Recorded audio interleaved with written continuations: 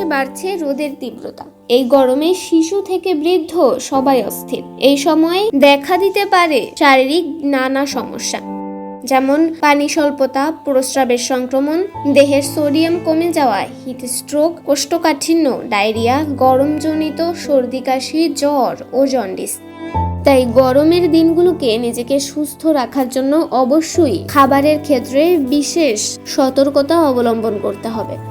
এই গরমে দেহকে সুস্থ রাখতে প্রতিদিন যা করবেন, এই সময় নিজেকে সুস্থ রাখতে সারাদিন ঘন ঘন পানি খাবেন। কোনোভাবেই নিজেকে এবং শরীরকে শুকিয়ে দিতে দেওয়া যাবে না।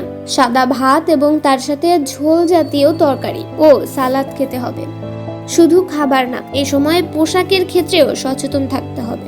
পোশাক হতে হবে ঢিলা ও আরামদায়ক। তাছাড়া পোশাকের রং হতে হবে হালকা। রসালো ফল খেতে হবে।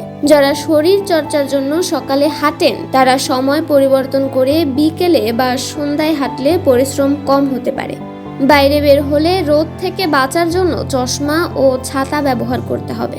সবসময় নিজেকে পরিষ্কার পরিচ্ছন্ন রাখতে হবে।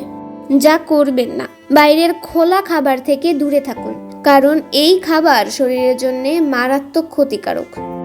মশলাযুক্ত ও তেলযুক্ত খাবার থেকে দূরে থাকতে হবে। এই গরমে রেডিমেড খাবার না খাওয়াই ভালো। চা কফি শরীরের পানি শূন্যতা তৈরি করে, তাই শরীরের জন্য চা কফি কম পান করাই ভালো। শুকনো ফল না খাওয়াই ভালো, কারণ এর কারণে শরীর আরো ডিহাইড্রেটেড হয়ে যেতে পারে। তন্নি শিকদার, দৈনিক সকালের দুনিয়া।